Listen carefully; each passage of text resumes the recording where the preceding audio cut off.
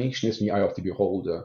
And put another way, it's so important to be transparent. So to which lens are we looking at automation? Is it more the business side? Are we discussing RPA? Are we coming from the other side, from the more the IT-centric side? Then we have different requirements, different discussions, or what's the next frontier with all of that? And to discuss all of that, I'm delighted to have two outstanding automation pros with me. And a really warm welcome to both Bill Lobig and Matt Lyteson. Very warm welcome from IBM. Hope you're well. Thank you, Tom. Appreciate you having us. And hopefully for the audience, you might be delighted. We're not just discussing the RPA afterlife. Literally, that's far too narrow a point of view. I think what we're trying to do is literally, sort of, if I boil it down, it's legacy and cloud native. And at least the way I look at it, and I hope I'm curious to hear Bill's and Matt's view on that. Again, it's not a binary view. I don't know, is one concept supplanting another, or just a narrow lens we should apply. Most clients' requirements these days are much more complex. And I'm delighted to have such an outstanding audience with me to walk me through that. And to cut through the market noise, some of that's your job, some of I'm just a host. So having said all that, Bill, can we start with you? Rank and serial number. What do you exactly do at IBM? Yeah, thank you, Tom. Bill Lobig. I'm the Vice President of Product for IBM Automation. So I define the strategy for the products, build them, support them. And we're doing a lot of great things. I look forward to talking about it today. Matt? Great having you. Matt, same question to you. Yeah, and I'm Matt Lyteson. I lead our CIO Hybrid Cloud Platforms group. So I like to look as part of my job, making hybrid cloud real, bringing value, and for Bill's context, using all the products that his team is trying to do and kicking the tires on those and seeing what's real and what's not. Perfect. And clearly, when I said some of have an outstanding panel with automation pros, just listening to you, that's exactly what we have. So I'm delighted to have you. Without further ado, let's jump into the topic. And the discussion for the specific webinar or video cast, if you like to call it, at HFS started a bit more than a year ago. And we published at HFS a piece of research, and one question we asked as a part of that research: what are the most impactful investment in an automation platform you will do over the next 12 months? And to some, perhaps not surprisingly, IBM came out quite strong. And if you think about it, some of them, on one hand, you guys must be a little bit like kids in the candy store, given all the capabilities you have to your disposal. On one hand, you have the investment RPA-centric or adjacent technology. You acquired, for instance, Instana, Turbonomic, to progress with the wondrous world's AI ops and observability. But also you have Red Hat, both for runbooks, or the more the IT-centric view of automation, but it's more importantly, not least for today's discussion, from our hybrid cloud. Again, we're back to the whole notion. I think for me, if I think out what's the next frontier for automation, first off top of my mind is legacy and integration. And again, much deeper, not just the IPA integration. So what we need almost much more guidance, what that really means. So I'm looking forward to all your insights. So against all that background, Bill, can I start with you? How do you look at doesn't matter some of the way I look or expect the evolution to happen, but what's your view from IBM? How you look at the evolution of automation, and what is the differentiation you guys trying to get to convey to your clients and bring to those discussions?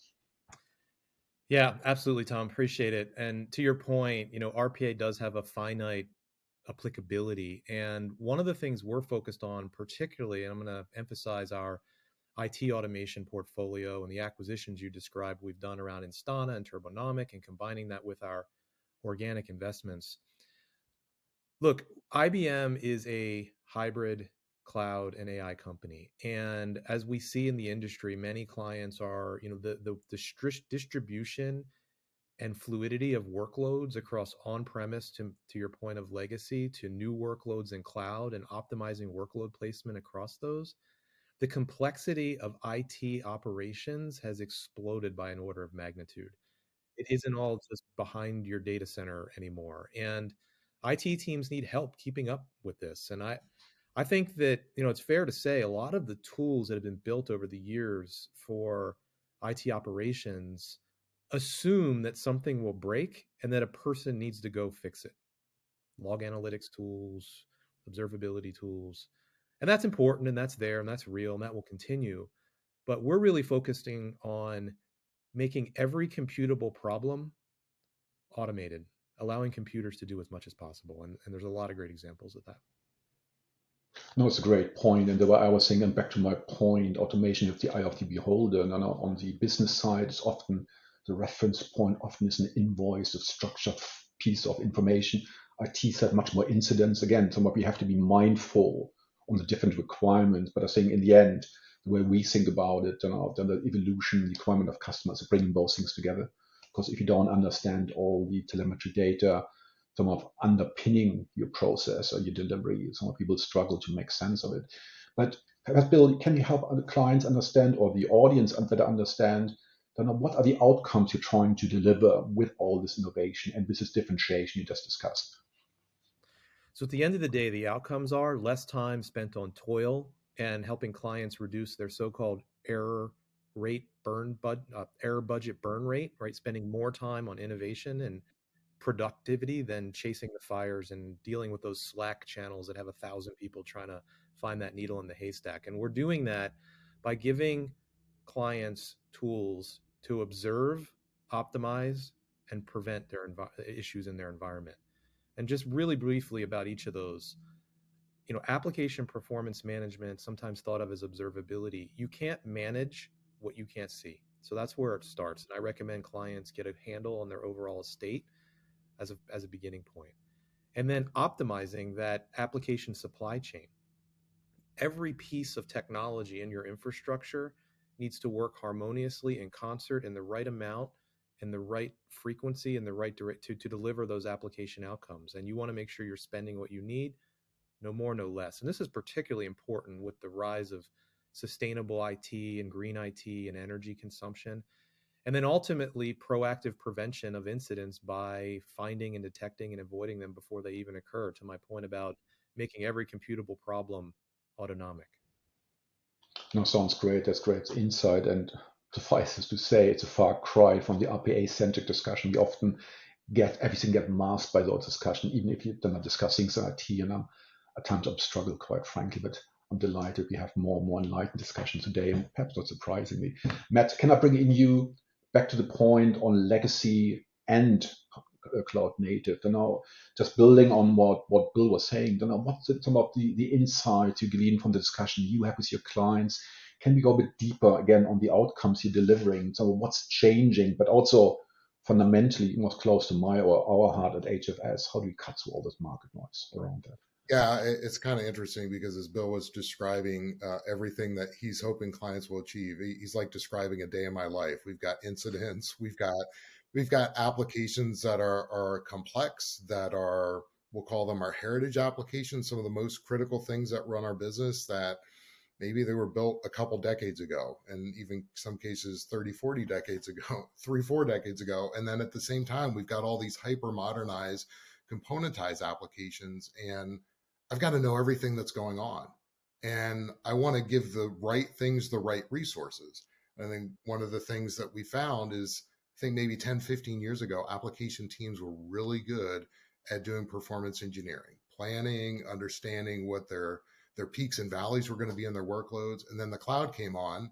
When we started to use that at enterprise scale, people got less good at that. And then we started to use some of the basic automation. We'll write scripts. We'll detect a little bit what's going on in that application moving forward. But I've got to do that across my entire estate. And that's where having more sophisticated tools where I can see what's going on. And this is where things like Instana and some other tools may come to play. And we're using some of that. And then I've got a tool that can actually help me manage that and do that on a dynamic way so I can ease the burden of capacity management and things like Turbonomic. And that becomes really interesting for us. So yes, I want to see what's going on. I want to be able to prevent any issues before they occur. And when issues do occur, because remember, as we've described, this landscape is more complex than ever. And I think some of the marketing stuff, because I've got Bill and everyone else under the sun trying to sell me stuff, to help me with my problems. Like, it's not making things simpler. It is sort of masking the complexity that's underneath, because the reality is, if you take two systems that are now integrated in 10 different ways because we've got microservice component base, I need a way to manage that complexity and do that effectively. And taking humans out of that and having intelligent automation and the tools and sophistication to be able to do that is really what we're after. That's great insight. And so it's almost a segue to the question I had in mind, because on one hand, if I look, probably again take the lens much more in the context you're taking us, so not so much the RPA business operations discussion, but the broader discussion on cloud, where organizations embark on the technology transformation that struggle with cost all too often. But that's probably not for today's discussion. But I think if they go the next step and say, oh, we have to, the cloud is much deeper.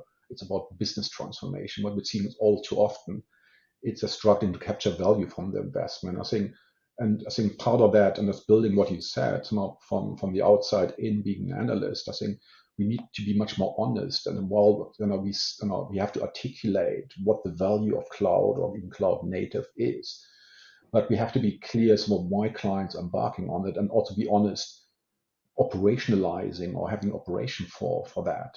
It's a new complexity, at least in short to medium term. If that's the case, I think, coming back to your point, Instana, about autonomics, AI ops, observability, is it just about having the insights, the telemetry data to almost look at that complexity? Or, but coming back to the initial discussion as we were discussing automation, are you somewhat providing, and what we haven't seen broadly, especially in your more IT-centric requirements, going from and it's tough enough to get all this telemetry data out of specific domains, make it end-to-end, make it enterprise view. But then the next big challenge also is to almost to automate, not just having all the dashboards saying, here's a problem, and you're trying to anticipate.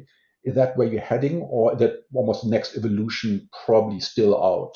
Or are we literally that's where I want to get, because the reality is things are so complex, and simply dashboards are really great for forensic analysis. And I think we're in this state now with the type of complexity and where some of the tooling is trying to catch up, that the reality is, yes, we're going to need that.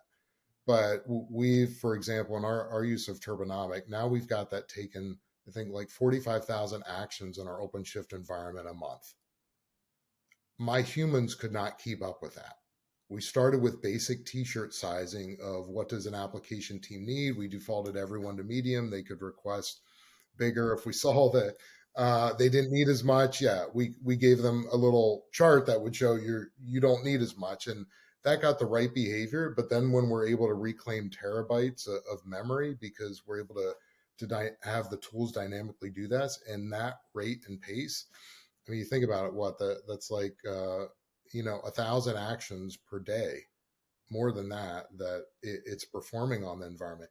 Humans can't do that. And what we found was really interesting, where, yes, this starts out as everyone's interested in the cost conversation, but you need to remember that's really one-dimensional. And the sophisticated audience realizes that, well, it's cost per performance. And I could optimize costs and keep cutting costs. And typically infrastructure teams are asked to do that. But then you realize that eventually you'll tank performance. So how do I get the right performance? And what we found in using these tools in this way is that we start to allocate more resources for some of the workloads. And again, do it in a way that humans are not able to keep up with. We start expanding that across our environment. Well, then, as Bill said, I can cut out some of the toil and the turmoil that the teams are dealing with on a regular basis and start to predict these things. And look, we've had automation for years, which, what's the number one incident? Have a team go and write automation for that. We're still going to have some of that. But I think as the tools get more intelligent and more sophisticated, we start to allocate the right resources. We start to prevent things from happening. And where we're headed is really what we call intelligent workload placement. Well, I'm going to figure out the things that are important for my organization and within the constraints, both financial and operational. And I want to be able to move those workloads where they need to be. The only way that I can do that is to have this foundation intelligence and this foundation of operations with, I know what I got, I know what's going on, I know whether it's healthy or not, and I've got the tools that can help me ensure that I'm maintaining that health, meaning giving them the right resources or auto-resolving things. That puts me in a position where, yes, I can move them to the most energy efficient platform. I can move them to the most cost-effective platform. As I'm streamlining my application portfolio, rather than having stranded hardware on the floor of my private cloud, I can move workloads that were in my public cloud over to private cloud and then reduce some of my variable expense, making sure I'm using all of my resources. And really, this is where we're headed. And I think now with the sophistication of these tools, as I said, we're in a position to actually be able to do that rather than just, let's write some more run books. Let's write some more run books. Great insights. And Bill, back to you. Some of is that message is that resonating with customers? We keep joking, but it's not really joking actually, because I see more advertising, especially of the AI ops of the delivery communities, and trying to really explain what it means, especially taking it out of the engineering jargon. If I have learned anything, the more we organization progress with cloud, the more somehow we be moving towards the decision making as a business context, but also the executive as a business context. So there's a lot of education needs to be done. Almost cut a long question short. Is that message resonating, or from your point of view, what are the key elements we should double click on to cut through the market noise? Yeah, I'm smiling as you ask that, because I think Matt sells himself a little short. He runs the IBM CIO's infrastructure for all of the applications, and IBM's a big company with hundreds of thousands of employees. And I meet a lot of clients, and I talk about the outcomes that we can deliver and the value we provide, and they say, well, are you using this stuff internally? And, it's like, call Matt. Yes, we are.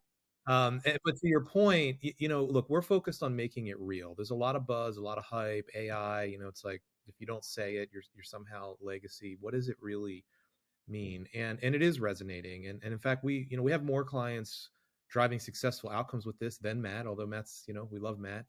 I'll give you a quick example. Carhartt, this is a U.S. Clothing company. They make clothing for industrial jobs, like people who work on trains and engineers and factories. And they're seeing 15% spend reduction and 45% optimization in their public cloud. And how are they doing that? They're better able to handle spikes in demand over holidays, Black Friday. They sell clothing, they have discounts, and this is all done through the mechanisms that Matt described, optimizing their VMs, their Java heaps. I like to say that Matt touched on performance engineering. I actually started my career in this area. And, as we used to say, there's always a bottleneck. It's just, when do you reach the point of diminishing returns and chasing it? But at the end of the day, no matter how much time you spend sizing and doing capacity planning for your applications, it's still a guess. It might be a really well-educated guess, but it's still a guess, because you don't really know how that workload is going to spike and ebb and flow. And so this is where technology can help make those determinations and those allocations and drive that flexibility and the fluidity of hybrid cloud in real time. That's great. And you always given us some of this new next marketing campaign coming. It's not a better call Saul, better call Matt. So we have this one already sorted. Matt, on that some of slightly challenging some of the question or innuendo, to close us out, for organization listening to us on the buy side, what's a good point to start? What's a good point to get a head around? Where you would like to start the discussion? Anything we probably all agree. It's on one hand, it's a complex journey, it's a challenging journey, but I think we have to be clear, and I think it's more implicit, but I think we know the benefits, and I think Matt, both of you actually were alluding to it. Once we have clarity to what the goal is, that's why we have to get on the journey. Having said all that, what's a good point, a very practical point to start? Where are you starting discussion with your client, just to close us out for today? Yeah, I mean, for me, I would start with some area of your environment, which there's some opportunity there, and that's like, okay, I'm going to I want to be able to see what's going on with my containerized applications running on OpenShift, and then I want to bring in something like Turbonomic to make sure they're getting the resource allocation. You start with a small segment of your environment, and then you're able quickly to say, oh, this does work, this is interesting, prove out some of the value really quickly, get the ROI, and understand where you're going to have those human hurdles in there. Because one of the interesting things for me, I was egging my team on, and I said, go and turn it on. Let's turn it on at scale. And they're like, whoa, I'm not sure we want to do this. And so there's this little bit of a mind shift when we say, no, I want the talent on my team and these experts to not focus on this minutia and the mundane things. I need them to focus on 2-3 steps down the road. There's a little bit of a mental shift. And I think understanding what the dynamics look like with your specific team is an important step on the journey. So start out with tractable, work through this pretty quickly, and then you kind of get to a point where, okay, I'm going to do next. Great. I think it's a great way to close the discussion out. And first, I think I promised the audience outstanding automation pro. I think you delivered in spades. So thank you for that. But also, again, there's so much we can do today. But I think probably just take it. It's food for thought. Reach out to both Bill and Matt. Some of you discuss it further. On our side, the HFS side, everything we discussed, that's almost the next step, the evolution of automation. There's so much work to be done. Saying I'm tiring saying again we have to almost move beyond this myopic view or whatever tool set technology is. It's rarely about technology. It's about outcome. It's about customer centricity. There's so much to discuss. So all the three of us, first a big thank you, but we look forward to engaging you with further discussion on that. Talk soon. Thanks. Thanks, Tom. Thanks so much.